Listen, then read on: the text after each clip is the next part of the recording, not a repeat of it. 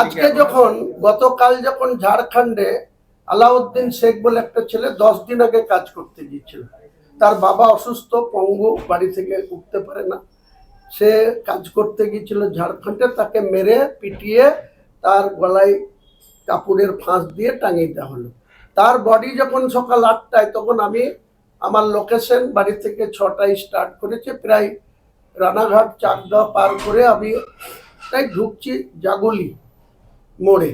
সেই সময় আমার কাছে ফোন আসলো যে আমাদের একটা এরকম ছেলেকে মেরে দিয়েছে, তো আমরা রোড ব্লকেট করবো, এনএইচ ব্লকেট করবো। আমি নিষেধ করলাম যে এটা করো না, তোমরা আগে দুপুরবেলায় জানাজা করিয়ে কবরস্থ করো, আমি কলকাতা থেকে রিটার্ন আসি 6টা 6:30টার মধ্যে তোমাদের বাড়িতে যাব, মৃত ব্যক্তির বাড়িতে যাব। কিন্তু টাইম তারা ধৈর্য ধরলো না, তারা ওখানে দলমত নির্বিশেষে হাজার হাজার মানুষ রোড ব্লকেট করে দিল। এখনো মনে আছে এসপি নিজে আছে, আরো অনেক অ্যাডিশনাল এসপি থেকে শুরু করে প্রশাসন আছে। আমাকে এসপিও ফোন করেছিলেন সাহায্য করার জন্য, আমাকে আইসি হরিয়ারপাড়াও ফোন করেছেন একাধিকবার। আমরা বারবার চেষ্টা করেছি। মধ্যেখানে অধীর রঞ্জন চৌধুরী, তিনি ঘোলা জলে মাছ ধরতে গেছিলেন, তাকে গো ব্যাক স্লোগান শুনতে হয়েছে ওখানে। আমি আপনাদের এখান থেকে যত তাড়াতাড়ি সম্ভব বেরিয়ে যাব। বলছিলেন বেলডাঙায় আজকে খবর সংগ্রহ করতে গিয়ে গুরুতর জখম হয়ে হাসপাতালে জি24 প্রতিনিধি সোমা মাইতি, উনি বলছেন যে বারবার পুলিশের কাছে কাতর আর্জি জানিয়েও কোন রকম সুরাহা মেলেনি। পুলিশ তো অসহায় অবস্থায় আছে ওখানে, এসপি আমাদের মদত চাইছে, আইসি হরিয়ারপাড়া আমাকে একাধিকবার ফোন করেছে, আপনাদেরকে দেখাতে পারি। কিন্তু পুলিশ কি করে আপনাদের সাংবাদিককে প্রোটেকশন দেবে? কারণ বারবার মুর্শিদাবাদের মানুষ, বাংলাতে কত, উড়িষ্যা, এই ঝাড়গ্রাম, বিহার, ইউপি, কত মানুষ এখানে কর্মসূত্রে আছে, কোনো কারো তো অসুবিধা হয় না। আমরা বাঙালিরা, বাংলার মানুষ, কেউ তো তাদের বিরোধিতা করা হয় না। কদিন আগে জুয়েল রানা বলে একটা ছেলে সুতিতে, তাকে উড়িষ্যাতে মরতে হলো। আবার কালকে 10 দিন আগে বাড়ি থেকে কাজ করতে গিয়ে তার ডেড বডি আসলো। মানুষের তো একটা ধৈর্যের সীমা আছে, ধৈর্য ত্রুটি ঘটলে আগামী দিনে কি হতে যাবে তার দায়িত্ব আমরা নেব না, রাজ্য প্রশাসন নেবে। আজকে আমাকে এসপি সাহেব বলছে বেলডাঙায় সাংবাদিক নিগৃহীত হচ্ছে, কি বলবো? আমি কোনো সাংবাদিক নিগৃহীত হোক বা কোনো মানুষ অসুবিধায় পড়ুক, এতক্ষণ ধরে রোড ব্লক থাকুক, আমি চাই না। কিন্তু যখন জনতার রোষে চলে যাচ্ছে, যখন জনতা দলমত নির্বিশেষে পাবলিক যখন আইন হাতে তুলে নিচ্ছে, সেখানে আমি কি করতে পারি? আমি চেষ্টা করছি, প্রশাসন আমার হেল্প চেয়েছে, আমি প্রশাসনকে যত রকম আমার যারা কর্মকর্তা তাদের পাঠিয়েছি। তাদের একটাই বললাম যে হুমায়ুন কবিরকে আসতে হবে, হুমায়ুন কবির এসে যদি বলে আমরা বডি তুলে নেবো।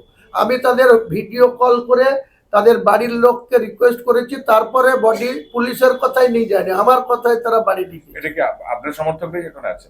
আমার সব সমর্থকরা আছে, দলমত নির্বিশেষে বেলডাঙ্গার আপামর জনতা আছে।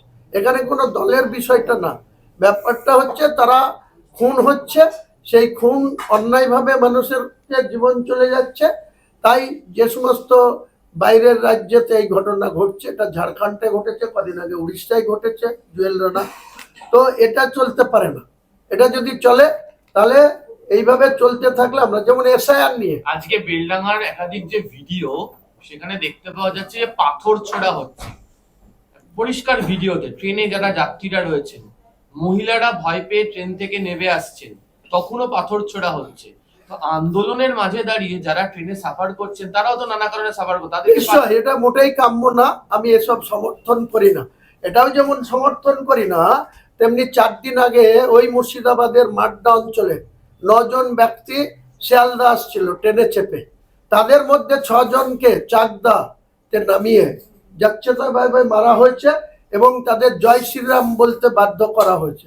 বেলডাঙ্গা থানায় এফআইআর করা হয়েছে, এখন পর্যন্ত কোনো রিয়াকশন হয়নি। মানুষের ক্ষোভ কিন্তু স্বাভাবিকভাবেই বেড়েই চলেছে। এই ক্ষোভ যখন সীমাহীন জায়গায় চলে যাবে, তখন পুলিশ প্রশাসন এটা কন্ট্রোল করতে পারবে না। আজকে তার ঘটনার প্রমাণ। আমরা থিওরি হচ্ছে যে চোখের বদলে চোখ, মানে যদি মোটেই থিওরি না, আমি চোখের বদলে চোখ কোনোদিনই চাই না। কিন্তু কোনো মানুষ যদি বারবার আক্রান্ত হয়, বারবার তাদের যদি জীবনহানি ঘটে, তারপরে তারা যদি আইন ভেঙে নিজেরা কোনো কিছু করে, আমি তো তার দায়, আমি তো প্রশাসনের চিফ সেক্রেটারিও না, আমি মুখ্যমন্ত্রীও না, আমি হোম মিনিস্টারও না, তাহলে আমার কি দায়িত্ব? সকাল থেকে তো আপনি বলছেন আপনাকে ফোন করছে ওখানকার লোকজন, হ্যাঁ, যারা ফোন করছে তারা নিশ্চয়ই আপনার দলের সমর্থক বা আপনার পরিচিত। শুধু আমার দলের সমর্থক না, তারা আমার মুর্শিদাবাদের মানুষ, বেলডাঙ্গা থানার অন্তর্গত বহু মানুষ আছে। এর আগেও ঘটনা ঘটেছে, নুপুর শর্মা যখন নবী সাহেবকে নিয়ে কটূক্তি করেছিল, এই বেলডাঙ্গা থানা আক্রান্ত হয়েছিল। তারা যখন আপনাকে আমাদের চাইছে সাংবাদিক যেতে বলার যখন জন্য শোভা মাইতি আপনাকে যখন ফোন বিবৃত করছে হচ্ছে, বারবার, তা আপনি কি তাদেরকে আমি তাদেরকে শান্তির বার্তা দিয়েছি। তার আমার ফেসবুক আইডি দেখে নেন, আজ থেকে এখন থেকে 2 ঘন্টা আগে আমি তাদের শান্তিতে থাকতে বলেছি, আমি অপেক্ষা করতে বলেছি। আমি আশা রাখছি সন্ধ্যা 6টার মধ্যে যিনি মারা গিয়েছেন আলাউদ্দিনের বাবা মা, তাদের পরিবারের কাছে আমি পৌঁছাবো। আর যারা মারধর করলেন সাংবাদিক- সবাইকে, সাংবাদিকদের মারছেন, ট্রেনে পাথর মারছেন, রাস্তা অবরোধ করছেন, আগুন জ্বালাচ্ছেন, আপনি কি চাইবেন যে তাদের বিরুদ্ধে আইনত ব্যবস্থা নেওয়া? নিশ্চয়ই নিশ্চয়ই প্রশাসন বা আইন হাতে তুলে নেওয়া উচিত না। যারা আক্রান্ত হচ্ছে, যাদের বাড়ির সন্তানরা মৃত্যু ঘটছে, তাদের বাড়ির লোক করেনি, তাদের পার্শ্ববর্তী গ্রাম, গোটা বেলডাঙ্গা থানা এলাকার মানুষ, আম পাবলিক, সাধারণ মানুষ দলমত নির্বিশেষে ক্ষিপ্ত হয়েছে প্রশাসনের। কারণ বললাম, চাকদাতে আক্রান্ত হওয়ার পর পুলিশের কাছে যখন বেলডাঙ্গা থানায় এফআইআর করেছে এই উত্তম গড়ায়, তিনি এমন ভাবে বলেছে, তোরা কি করতে চাইছিস, তোরা দাঙ্গা লাগাতে চাইছিস? তাহলে একটা হিন্দু ব্যক্তিরা একটা মুসলমান ব্যক্তিকে ধরে ট্রেন থেকে নামিয়ে মারছে। আমি চাই না এলাকার শান্তি বিনষ্ট হোক, চাই না সম্প্রীতি নষ্ট হোক, কিন্তু এটাও তো পুলিশকে ভাবতে হবে যে যদি শিয়ালদা আসতে গিয়ে বাংলার মুখ্যমন্ত্রী বড় বড় কথা বলেন, আর মুসলমানরা যদি আক্রান্ত হয়, তারা যদি উড়িষ্যায় গিয়ে খুন হয়, তারা যদি ঝাড়গ্রামে খুন হয়, ঝাড়গ্রামের মুখ্যমন্ত্রী অভিষেক বন্দ্যোপাধ্যায়কে হেলিকপ্টার দিয়ে মিটিং করার জন্য হেল্প করে, আর এরা কি করছে, এদের ডিজি আইজি, তারা কেন ঝাড়খণ্ডের প্রশাসনকে সতর্ক করছে না, বা এই ধরনের আক্রান্ত হচ্ছে সেটা স্টেপ নিচ্ছে না? না নিলে তো এরকম দাঙ্গা লাগানোর চেষ্টা করছে বিজেপি। হ্যাঁ বিজেপি দাঙ্গা লাগানোর হ্যাঁ, বিজেপির তো একটা টার্গেট। বিজেপি এইসব মুসলিম ছেলেদেরকে ট্রেন থেকে নামিয়ে তাদেরকে জয় শ্রীরাম বলানো, তাদেরকে মারা, এটা বিজেপি তো এই ভোটের মুখে চাইছে এখানে দাঙ্গা হোক এবং রাষ্ট্রপতি শাসনের মতো পরিস্থিতি হোক, এটা তো বিজেপি চাইছে। এই ধরনের টানাপোড়েনের জেরেই কি আজকে 24 ঘন্টা সাংবাদিক শোভা মাইতিকে জখম হতে হলো? হতে পারে। সমাধির সঙ্গে আমার দীর্ঘদিনের চেনা জানা, সাংবাদিকতা উনি করেন, ওনার স্বামীর নাম এবিপি রাজীব চৌধুরী, আমাদের ব্যক্তিগত রিলেশন আছে। আজকে তিনি আহত হয়েছেন, আমি অত্যন্ত মর্মাহত। আমি কখনো চাই না কোনো সাংবাদিক তাদের কর্মক্ষেত্রে আঘাত পাক বা কারো দ্বারা আক্রান্ত হোক, কোনো মতেই চাইনি, ভবিষ্যতেও চাইব না। জি, আপনি এটা বলছেন কি বিজেপি চাইছে অশান্তি দাঙ্গা করতে? নিশ্চয় বিজেপির এইসব কার্যকলাপ, তাছাড়া আমাদের রাজ্যের সরকার, পাশের সরকার ঝাড়খণ্ডের হেমন্ত শর্মা, তার সঙ্গে তো এনাদের ভালো রিলেশন, তাহলে তাদের রাজ্য গিয়ে কেন বেলডাঙ্গার লোক এইভাবে খুন হতে হয়? আজকের ঘটনাটা বিজেপি ঘটিয়েছে। আজকের ঘটনাটা কোথায়, যেটা আজকের যে ঘটনাগুলো ঘটেছে বেলডাঙ্গা, সেটার পেছনে কি বিজেপি বিজেপির ষড়যন্ত্র? 4 দিন আগে যেটা ট্রেন থেকে নামি 6 জনকে মারা হয়েছে, এটা ডাইরেক্ট বিজেপি করেছে। নাহলে বিজেপির তো জয় শ্রীরামের স্লোগান দেওয়াতে বাধ্য করে, তাহলে তারা মারলো, মার খেলো, বা তাদেরকে মুসলিম ছেলে তাদেরকে পশ্চিম বাংলার মধ্যে নদিয়ার চাকদাতে যদি বাই ফোর্স করে, তার পরিণতি অনেক ভয়ঙ্কর জায়গায় যাবে। এই নদিয়ার Ranaghat subdivision, Bangaon subdivision, তারপরে চাকদা, সমস্ত লোক বেলডাঙ্গার হাটে যায় সোমবার বিকেল থেকে পুরো মঙ্গলবার পর্যন্ত, কাপড়ের ব্যবসা করে, অত্যন্ত আনাজপাতি সমস্ত কিছু করে। যখন বেলডাঙ্গার বিস্ফোরণ ঘটবে, তখন তারা তো নিরাপত্তা বিঘ্নতায় ভুগবে, তারাও তো আক্রান্ত হতে পারে।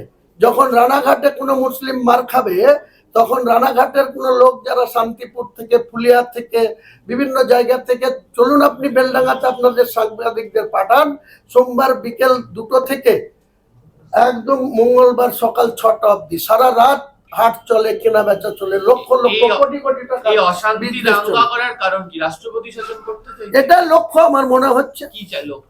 এই যে মমতা ব্যানার্জির বিরোধিতা করে পাচ্ছে না বিজেপি, সোজা কথায় পাচ্ছে না, তা রাজ্যের আইন শৃঙ্খলা বিঘ্নিত ঘটিয়ে যদি রাষ্ট্রপতি শাসন করা, আর এই যে বেছে বেছে এসআইআর যে নোটিশ সার্ভ করছে হিয়ারিং এর জন্য, দেখুন গা উত্তর দিনাজপুর, মালদা, মুর্শিদাবাদ মুসলিম অধিষ্ঠিত গ্রামগুলাতে 1000 ভোটারের ভিতরে 400-500 করে হিয়ারিং এ ওনাদের বিএলই বা এআরও বা ইলেকশন ওসি এদের ভুলের জন্য আজকে এত নোটিশ কেন যাবে, এত মানুষকে কেন এত হয়রানি করার নোটিশ যাবে? যাদের অ্যামোনেশন ফর্ম ইস্যু করা হয়েছিল তারা ফর্ম ফিল আপ করে দিয়েছে, রিসিভ কপি আছে, তাদের আবার এত ডকুমেন্টস চাওয়ানোর কি আছে?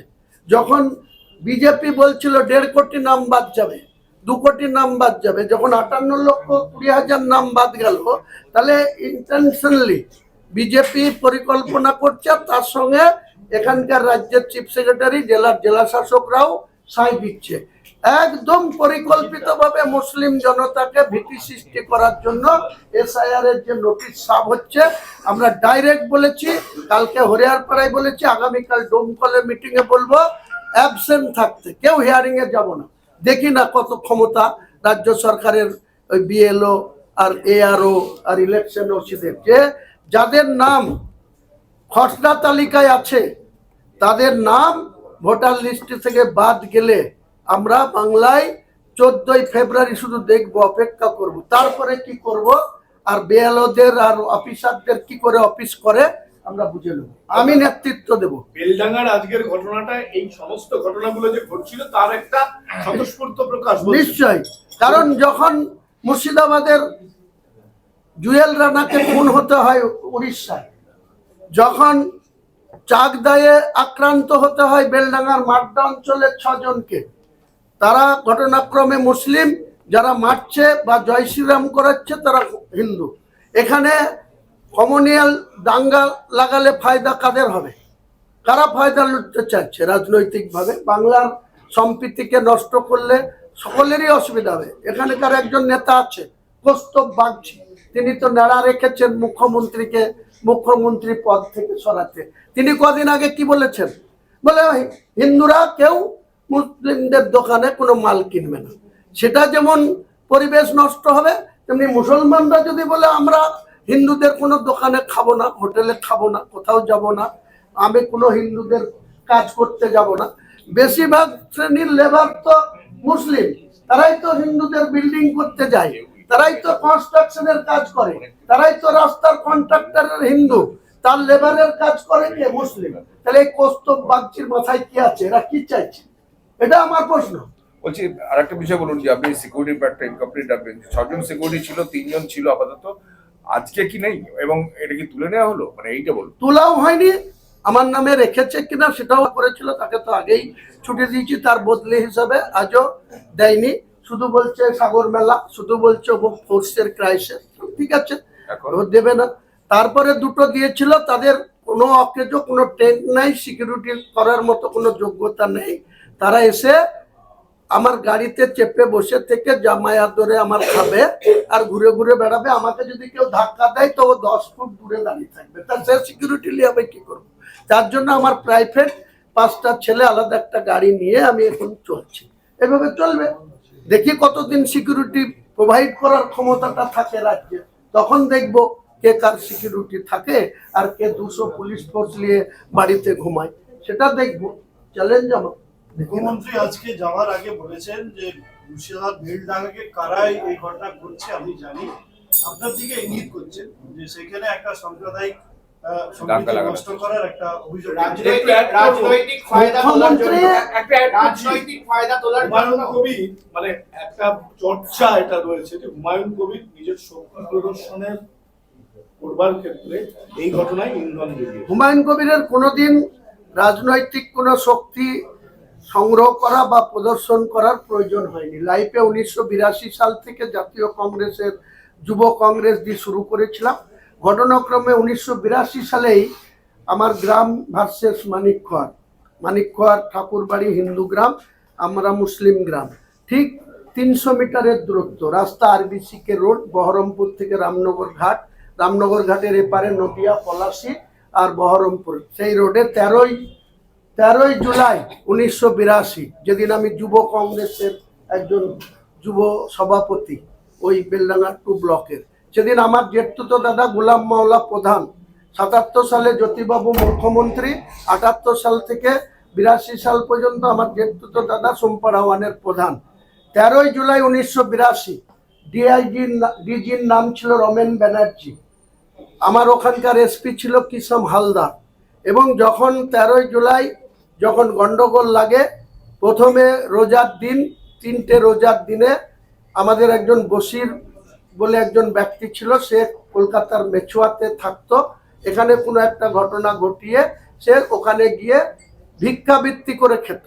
সেই বসির আহমেদকে যখন ষষ্ঠী দাস, গঙ্গা দাস, গোপিকা রঞ্জন ঠাকুরদের নেতৃত্বে যখন তাকে তুলে নিয়ে গিয়ে মারধর করেছিল, তখন মুসলিমরা খেতে গিয়ে ঠিক 4টের সময় আসরের নামাজ পড়ে বেরিয়ে কয়েক হাজার লোক সশস্ত্র সেই ঠাকুর বাড়িকে অ্যাটাক করে দিয়েছিল, সেই মানিককর গ্রামকে।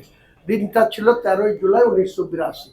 আমার এখনো মনে আছে, আমাকে নিজে দাঁড়িয়ে তীর খেতে হয়েছিল, একটা সাঁওতাল তীর মেরেছিল। তারপরে অনেক ঘটনা ঘটেছে। বেলডাঙ্গার ওসি ছিল তখন রেজিনগরও থানার কোনো অস্তিত্ব ছিল না, শক্তিপুর থানাও। আমি তো 2013-তে মমতা ব্যানার্জিকে বলে 5ই জানুয়ারি শক্তিপুর থানা ওপেনিং করেছি। রঞ্জিত চক্রবর্তী বলে একজন ওসি ছিল বেলডাঙ্গা, তার আগে ভূদেব দাস ছিল। ভূদেব দাস প্রচন্ড কড়া লোক ছিল, তার বাড়ি কালীগঞ্জে ছিল, অনেক কিছু সে কড়া শাসন করত। রঞ্জিত চক্রবর্তীর নেতৃত্বে যখন 13ই জুলাই 1982 যখন দাঙ্গা হলো, তখন একচেটিয়া ভাবে মুসলিমদের অ্যারেস্ট করা হয়েছিল, প্রায় 700-র উপর। না, আজকে বলছি যারা ঝামেলা করছে এটা কি আপনার দলের সমর্থক? আমার দলের হচ্ছে, সব দলমত নির্বিশেষে আছে, দেখুক না, ইনকোয়ারি করুক না। মুখ্যমন্ত্রী এসব আবল তাবল কথা না বলে, তিনার সোর্স আছে, আইবি আছে, সিআইডি আছে। আমি এখনো বলছি, দায়িত্ব নিয়ে বলছি, কবার আইসি অরূপ রায় ফোন করেছে, কবার অন্য প্রশাসন ফোন করেছে, এসপি একবার করেছে, তিনি বলেছেন আপনাকে এটা শান্ত করতে হবে। আমি এখান থেকে যদি আমি বলছি, আরো ভালো ভালো খবর দেখতে সাবস্ক্রাইব করুন বাংলা হান্টের ইউটিউব চ্যানেল। বাংলা হান্টের আরো খবর দেখতে নজর রাখুন। বাংলা খবর মানেই বাংলা হান্ট।